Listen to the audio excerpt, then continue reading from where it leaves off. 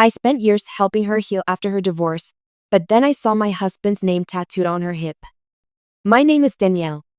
I'm 34 years old, a nurse by profession, a wife by love, and, until recently, a best friend by blind fate. I've always believed that empathy was my strongest quality. Maybe that's what made me such a good caretaker. Not just in my job, but in life. I took care of everyone. My patients, my husband, and especially my best friend Madison.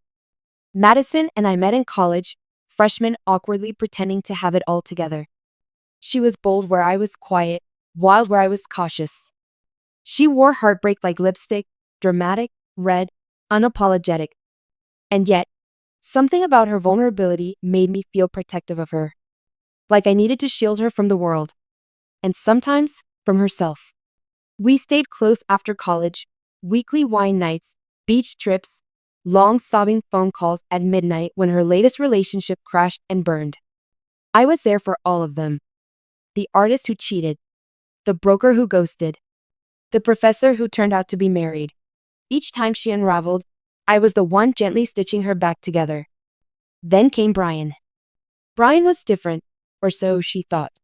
Tall, ambitious, charming in that dangerous, too good to be true kind of way.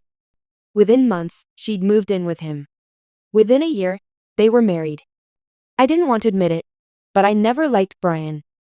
He had this smug, dismissive way of talking, like he was always calculating who in the room was worth his time. He loved when people admired him, especially women, but Madison was blind to it. She called it confidence. I called it trouble. And I was right. 2 years into their marriage, I got a call. Madison's voice was barely a whisper. He cheated on me, Danielle. Multiple times. With my coworker. And a waitress. And I think maybe even his ex. She came to live with me that night. Her eyes were puffy, makeup smudged, carrying nothing but a duffel bag and a heart shattered into 1,000 pieces. I remember holding her on my couch as she sobbed uncontrollably into my sweater. That moment broke me. I literally vowed, that I'd help her rebuild. I helped her file for divorce. I drove her to therapy when she didn't want to go. I helped her apply for jobs, update her resume, even picked out her outfits for interviews. I made her smoothies. I kept her off social media. I made sure she took her meds. I held her hand through panic attacks. I reminded her, daily, that she was not broken, that she was still beautiful, still powerful. She stayed with me for almost a year. And in that time, my husband Ryan never once complained. Ryan, my rock. My loyal, grounded, calm in the storm husband. We'd been married for 6 years by then. High school sweethearts, actually. He was the shy boy who played guitar and gave me his hoodie on a rainy bus stop afternoon. The kind of man who still opened doors and sent me texts saying, "Come home soon. I miss your face." Madison always said we were the couple that gave her hope. "You're so lucky," she'd say, smiling wistfully at us curled up on the couch. "You got the kind of love that actually lasts." When she finally moved into her own apartment, we threw her a celebration dinner. She wore red, the color she reserved for when she felt powerful again. I looked at her that night with pride. My best friend had risen from the ashes. And I was the one who held the matchbox steady. That's what best friends do, right? They show up. They sacrifice. They love unconditionally. So imagine the weight in my chest when I realized. The woman I protected, the woman I loved like a sister, the woman I sheltered in my home, was carrying my husband's name on her body. And not in ink across her heart, metaphorically. I mean quite literally, tattooed. But I'm getting ahead of myself. Because before I saw that tattoo, there were signs.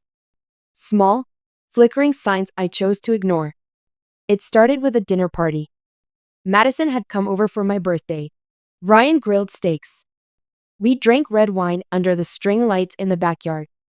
It was one of those nights that felt too perfect to question.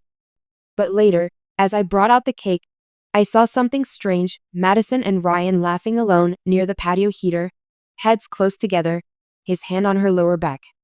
It was fleeting, maybe innocent, but something about the touch was too familiar. I chalked it up to wine. Then, a week later, I noticed she texted him. That wasn't odd in itself. We all texted in our group chat. But this was different. I'd left my phone upstairs and asked Ryan to order takeout from hers. When he handed it back, a message flashed across the screen. Madison, you're bad. I didn't say anything. I should have. But I didn't want to seem paranoid. Not with Madison, not after everything. Not after all I'd done. The next red flag came wrapped in silk and perfume. It was a weekend in June, hot, sticky, unbearable. Ryan and I were invited to a pool party at a mutual friend's house. Madison was there, of course, looking like a sun goddess in a black bikini, her toned legs glistening, laughter echoing louder than anyone else's. At one point, she cannonballed into the pool. Her bikini top shifted slightly as she climbed out. And that's when I saw it. A name. Just a peek of it. R-Y. Curved letters along the curve of her hip. I blinked. No, it couldn't be. It had to be. Something else. Royce. Raymond. Riley. Anything. Anything but Ryan. My husband's name. But the moment passed. She pulled the top down casually and wrapped herself in a towel. My heart thundered, but I didn't say a word. I couldn't. I didn't want to accuse her of something based on half a glimpse. Based on fear. Based on betrayal I couldn't prove. And yet, that night, I couldn't sleep. The image haunted me. The whisper in my mind grew louder. You already know the truth. You're just afraid to face it. I told myself to be rational. But then, 2 days later, I got the confirmation I never wanted. Madison had forgotten her overnight bag after crashing on our couch post-wine night. She asked me to drop it off at her place. When I arrived, the door was slightly ajar. I knocked. Madison? No answer. I stepped inside, just to leave the bag. But then I heard the shower running. And on the couch was Ryan's hoodie. His favorite hoodie. The navy one I bought him for our anniversary. He never let anyone wear it. My hands went cold. The bathroom door creaked open. I turned to leave, but not before I caught a glimpse of her in the mirror. Naked except for a towel, and the full tattoo now fully visible on her right hip. Ryan. Written in bold cursive, curved along the line of her waist. And that's when I knew. Everything I believed about our friendship was a lie. I stumbled backward like I'd been punched. My legs wobbled, the walls tilted, and for a second, I wasn't sure if I was breathing. I stood in the doorway of my best friend's apartment, looking at the name of my husband tattooed on the curve of her skin like some sick brand of ownership. And she had no idea I was standing there. She was humming, lightly, casually as she towel dried her damp curls in the mirror. Like she didn't just shatter the very ground I'd spent years laying brick by brick beneath her feet. I dropped the bag. It thudded against the floor. Madison froze. She turned around slowly, like a deer catching scent of something dangerous. Our eyes locked. Her face went pale, then pink, then flushed with the kind of fear that only comes when the mask you've worn for years suddenly rips at the seams. Danielle, it's not. I held up a hand. Don't, I said, my voice low, trembling. Don't say it's not what it looks like. Don't insult me like that. Her mouth opened, but no sound came out. Just a squeak of panic. My heart pounded so hard, I could feel the pulse in my throat.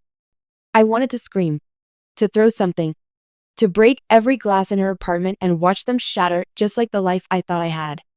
Instead, I walked toward her. Slowly, deliberately. Whose name is that, Madison? I asked, pointing to her hip.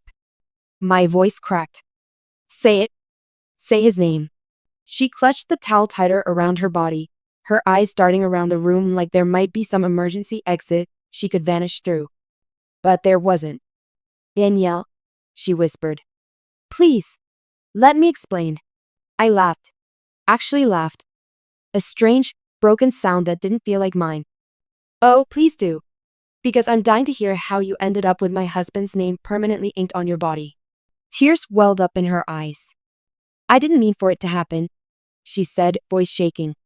It was a mistake. A mistake. That's what they always say. Like you trip and fall into someone's marriage. How long? I asked, my voice icy. How long have you been sleeping with him? She blinked. I didn't. Medicine. I growled. How long? Silence. Then, finally, a whisper. Since the night after your birthday party.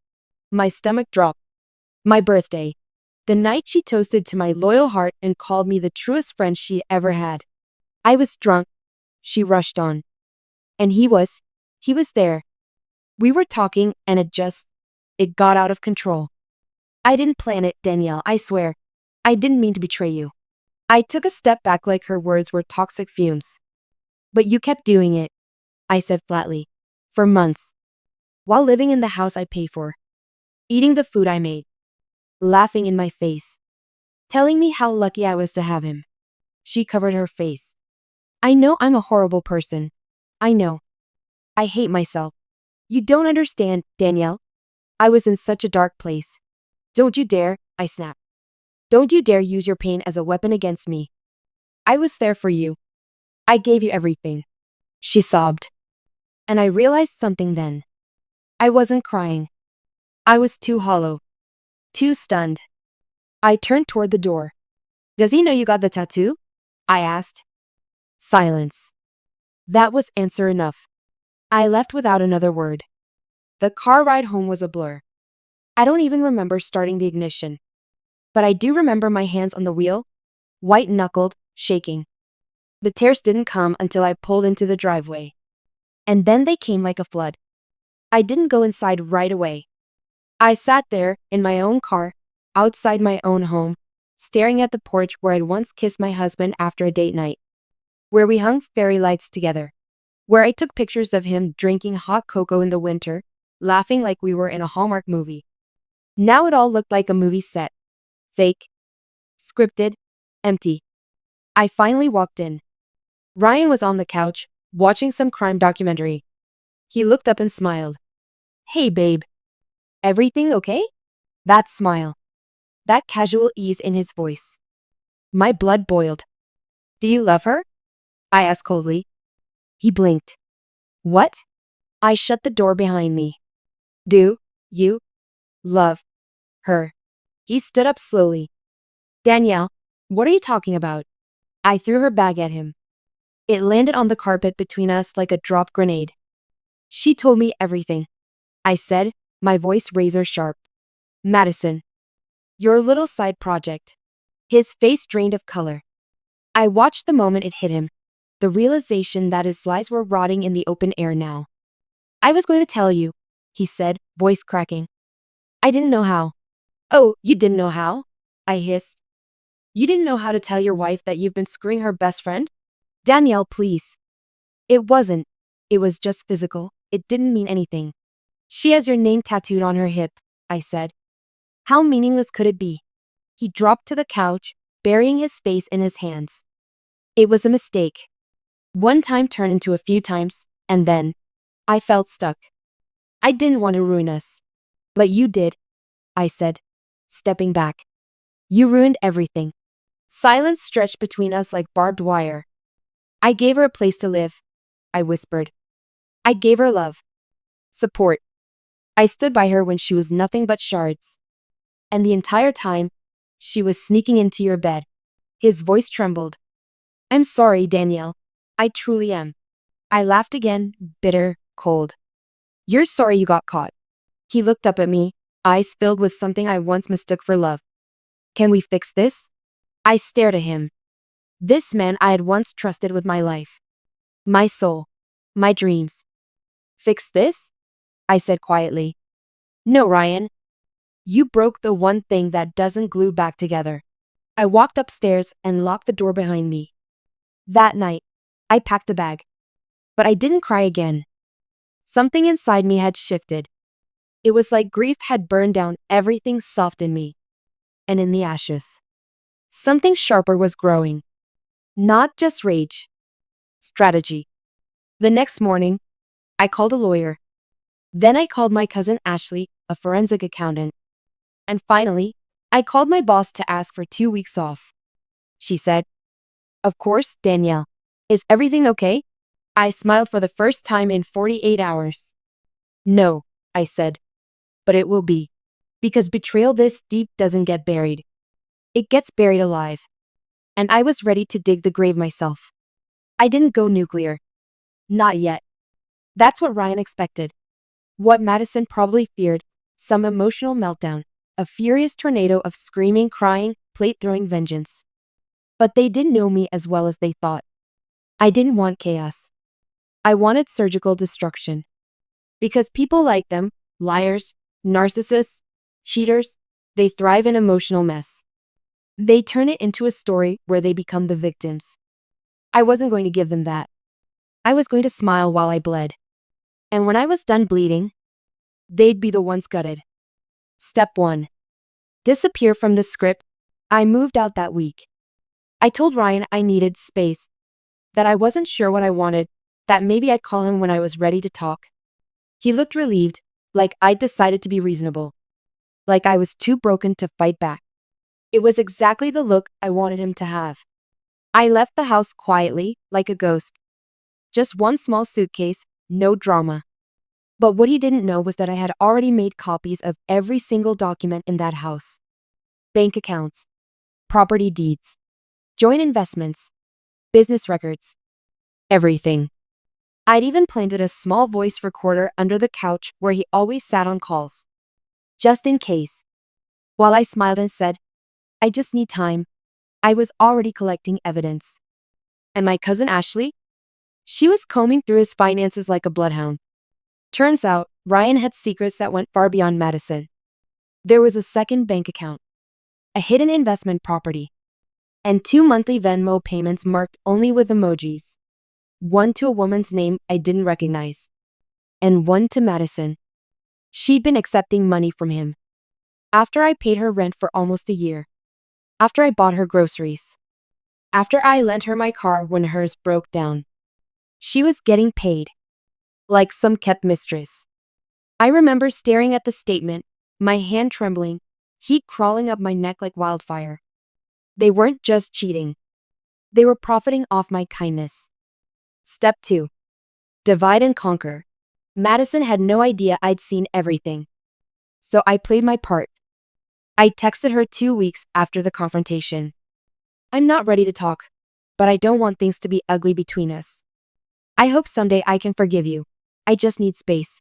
Please respect that. She replied. I understand. I hate myself. I'll give you all the time you need. I love you always. I almost laughed. Love. That word from her mouth made me sick. But her guilt made her predictable. I began slipping small lies into the world. Nothing major. Just whispers. At a mutual friend's baby shower, I sat beside a girl named Laura, someone who had always idolized Madison's independent comeback. I leaned over, looking sad, and said, It's so hard seeing her with Ryan. Especially when she told me she wasn't going to keep seeing him after everything. Laura's eyes widened. Wait, she's still seeing him? I looked away. Oh, you didn't know? 10 hours later, 3 people had heard that Madison was still sleeping with my husband after ruining our marriage. Now, people were seeing her for who she was. Not a survivor. Not a reclaimed woman. But a homewrecker with no remorse. She messaged me 2 days later. Did you say something to Laura? She's acting weird. Please don't turn people against me. I know I hurt you, but I'm still trying to figure everything out. I didn't reply. She was unraveling. Perfect. Step 3. Make him choose, and then crush him. Ryan still thought we might work through this. He texted me almost daily. Let's do couples counseling. I'll stop seeing her. She meant nothing. I miss you. I didn't answer most of them. When I did, I kept it neutral. I'm not ready. Still processing everything. I need time. He bought it. Meanwhile, Ashley and I set up a quiet meeting with my lawyer. Turns out, in the state we lived in, infidelity with proof of financial betrayal could change everything in the divorce settlement. Especially when it involved marital funds being sent to the mistress. Especially when the wife, me, could provide screenshots, voice recordings, and a literal tattoo as evidence. Oh, and the cherry on top? Ryan had put my name on the deed for the property he secretly bought to get a better loan. So half of that house? Mine. I smiled for the first time in weeks when I signed the paperwork. Step 4. The setup. I planned it for the night of Madison's birthday. She was throwing a rooftop party, classy, expensive, attention-hungry. The kind of party she used to cry about missing when she was broke and sad and living on my couch. I RSVP'd, yes. Ryan was there, of course. They didn't arrive together, but I watched them. From across the rooftop, I saw his hand graze hers. I saw the way she looked up at him, biting her lip. They still thought they were being clever. Still thought I was some broken woman licking her wounds in the corner while they played house. So I approached them with a smile. Hi, I said smoothly. Happy birthday, Madison. She blinked. Danielle. Ryan looked panicked. I didn't know you were coming. Oh, I'm full of surprises, I said. I handed her a small gift bag. Inside, a simple card that said, to the woman who took everything that wasn't hers, happy birthday. Let's see what karma got you this year. She opened it. Her face paled. She stuffed it back in the bag, forcing a laugh. Thanks. I turned to Ryan. I'll be in touch. Expect the divorce papers this week. His jaw dropped. What? Oh, and by the way, I added, pulling out my phone. You might want to check your inbox. I had scheduled an email blast sent to Madison's coworkers, Ryan's business partners, and their shared friend circle. Attached were screenshots of the payments from Ryan to Madison, labeled things like thanks and same time next week. Also attached, a photo of the tattoo, full frontal. Her bikini slipped just enough to read every letter. The subject line read, the price of loyalty and the cost of sleeping with your best friend's husband. By the time I walked off that rooftop, her phone was buzzing like a fire alarm. Ryan's face was white. She was crying. I didn't look back. That was just the beginning. I won everything in the divorce. The house. The joint savings. Half the secret property. Ryan tried to fight it, but the evidence was ironclad. He lost his business partner, who pulled out after the scandal. Madison? She was asked to resign quietly from her new job. Apparently her employer wasn't thrilled about being dragged into a public cheating scandal. I didn't scream. I didn't beg. I just outsmarted them. People think revenge is this loud, fiery thing. A screaming match in a driveway, a thrown drink, a viral post. But that's for amateurs. The most effective revenge is quiet. It doesn't look like revenge at all until it's too late.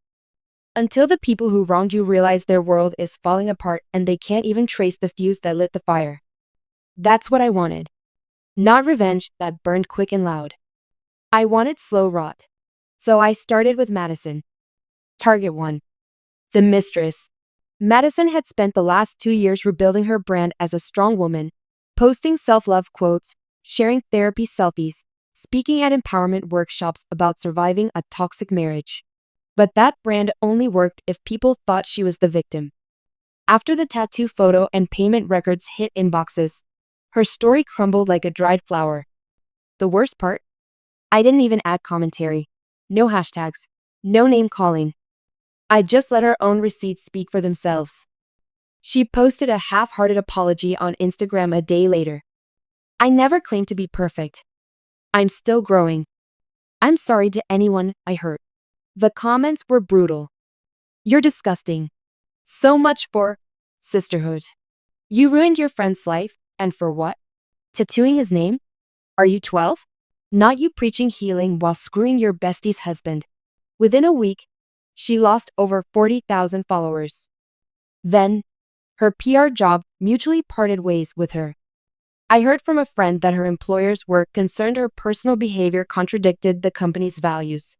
She tried to bounce back with vague quotes and cryptic videos. But people weren't buying it anymore. Her brand was tainted. And she knew it. Target 2. The husband. Ryan took longer to unravel. He tried to play the victim. Told his friends I blew things out of proportion. That it wasn't that serious. And that I was bitter. So I gave him exactly what he feared most. Silence. I didn't defend myself. I didn't post about him. I just let the storm circle him. I let his business contacts sit with the knowledge that he'd secretly used marital funds to support a mistress. Let his clients quietly drift away. Let his business partner pull out of their upcoming expansion deal because, as the email stated, your personal integrity affects brand trust. We can't take that risk. And then, I found something worse. Remember the secret house? Turns out, Ryan wasn't paying taxes on his rental income. Not legally, anyway. He was pocketing cash from tenants and not reporting it. I didn't go to the IRS. But I did go to his tenant, a single mother named Elise, and politely informed her that she could get rent forgiveness and relocation assistance if she reported the illegal arrangement. She did. Now Ryan's looking at fines. Possibly even fraud charges. And the house? He had to sell it. Guess who bought it? Me. Through a shell LLC. He doesn't know. But someday he'll drive past that house and wonder why it feels familiar. And someday, maybe, I'll hang a sign in the window that says, "This is what karma built." Final stage. The checkmate. After all of that, after Madison's brand tanked and Ryan's finances collapsed, I could have walked away satisfied. But I wanted one last move. One that would leave them permanently marked. So I threw a fundraiser. A women's wellness and empowerment gala, backed by my hospital. I called it Sisterhood Rebuilt. The theme? Reclaiming your voice after betrayal. I was the keynote speaker. I invited everyone. Former friends. Colleagues. Mutuals. Even Madison. She didn't show. But I made sure she saw the videos. In my speech, I never said their names. But everyone knew. I talked about the danger of narcissists. The pain of betrayal by people you would have died for. The strength it takes to rise without becoming bitter. I ended with this line. They didn't just break my heart. They tried to break my spirit. But what they didn't know is, I don't rebuild what was. I build something better. It went viral. 10 million views in 5 days. I got invited to podcasts, panels, and a book deal. Me, the nurse who once gave everything quietly. Now the woman with the mic. The woman people listened to. The woman they couldn't ignore anymore. One night, weeks later, I saw them. Madison and Ryan. At a gas station. She looked pale, worn down, hollow-eyed. He looked older, tired, like he hadn't slept in months. They didn't see me, but I saw them. Arguing. She pointed a finger in his face. He threw his hands in the air. She turned and stormed off while he slammed the car door. And just for a second, he looked at me. Our eyes met through the windshield. He froze. I didn't wave. I didn't nod. I just drove away. Smiling. It had been 3 months since I last saw them, Ryan and Madison, at that gas station, arguing in the rain like two strangers in a bad movie. 3 months since I burned the bridges and walked away with my head held high. My name had changed. My address had changed. My life had changed. But the ache? That quiet echo of everything I lost, my marriage, my best friend, the version of myself that trusted blindly, it lingered. Still, I was healing. Finally. Until one Friday afternoon, I got a letter. It was in a thick, formal envelope with a return address from a law firm. At first I thought it might be something about the property I'd bought, a zoning issue maybe. But when I opened it, a single line jumped out at me. You are listed as the emergency contact and next of kin for Madison Lee Porter. What? My stomach twisted. I hadn't spoken to Madison in over 3 months. We weren't family. We weren't even friends anymore. I read the rest of the letter. Apparently, Madison had been admitted to a psychiatric facility after what they described as a severe mental health crisis. She had no listed family. And despite everything, she'd still listed me as her emergency contact. Not Ryan. Me. I sat there on the couch, the letter trembling in my hands, the room spinning slightly. She had burned my life to the ground. betrayed me in the worst way imaginable. And now, at her lowest point, she still reached for me? Why? I told myself not to care. I told myself she was manipulating me. But a part of me, the part that still remembered our college dorm nights, our late night phone calls, the time I held her through a panic attack on my bathroom floor, couldn't ignore it. So I went. Not out of forgiveness. Not out of love. Out of curiosity. And maybe closure. The facility was quiet, sterile, too much white. The nurse at the front recognized my name and buzzed me in. "She's been asking for you," she said softly. "You're the only person she'll talk to." I walked down the hallway, heart pounding like a war drum. And then I saw her. Madison. She was thinner, paler. Her eyes were shadowed, her hair limp and unstyled. She looked like someone who had been living in constant panic. But when she saw me, she stood up slowly. "Danielle," she said, her voice barely above a whisper. "You came."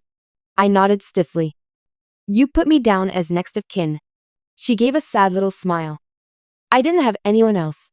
We sat in silence for a long time. Then she said something that knocked the wind out of me. "I was pregnant." My eyes widened. "What?" She swallowed. 3 months ago. I didn't know until the morning after the fundraiser. I thought it was stress. But when I took the test, I stared at her, breath caught in my throat. "It was Ryan's," she said. "But he didn't want it." Silence. "I told him, and he freaked out," she whispered. "Said it would ruin his image. Said he wasn't going to be some scandalized dad. He told me to get rid of it." I leaned back, stunned. I thought maybe he'd change his mind, that he'd be excited once he saw the ultrasound. But he didn't show up. He blocked me. Her eyes filled with tears. And then, one night, I just cracked. I hadn't slept in days. I didn't know who to call. And I remembered something you said to me once when I was going through the divorce. I stared at her. You said, "If you ever truly need me, I'll be there. Even if we haven't spoken in years." I remembered saying that. Years ago. Before everything went to hell. She looked at me with hollow eyes. "So I put your name down.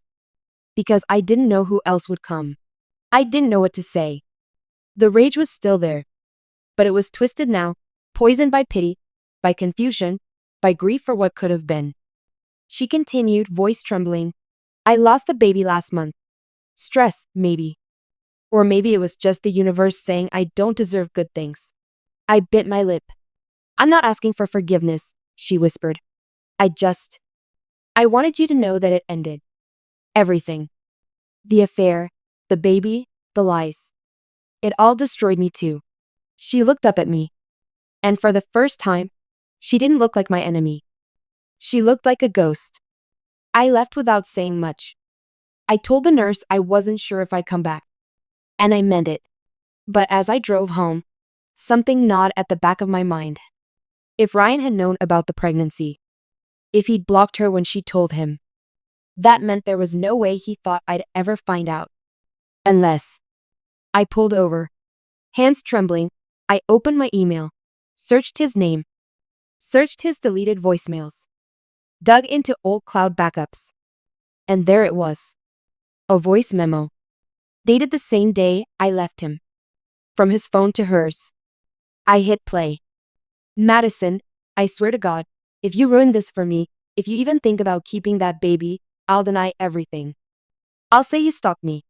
I'll show everyone the tattoo and make you look crazy. Don't test me. I have more on you than you think." My hands went numb. He had threatened her, manipulated her, used her. Just like he'd used me.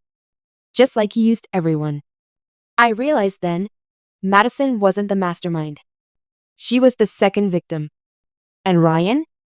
Ryan was the one who deserved my final bullet. That night, I sent the voice recording to her lawyer at the facility. And then I sent it to mine. Because blackmail, intimidation, and verbal threats connected to a miscarriage? That's not just immoral. It's criminal.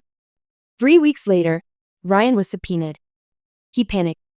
I heard through the grapevine that he tried to flee to another state. But he was caught. And now? He's facing possible jail time for coercion, blackmail, and financial fraud. The cherry on top? The house I bought, the one he tried to hide, I'm turning it into a women's shelter. In Madison's name. Because I don't want her back in my life. I don't want friendship. But I believe in justice. And maybe, just maybe, I believe in giving someone a chance to make things right. Even if it's from rock bottom. And me? I sleep peacefully now. Because I didn't just survive betrayal. I exposed it. I punished it. And I turned the ashes into something no one can take from me again. A new life. Built from the truth.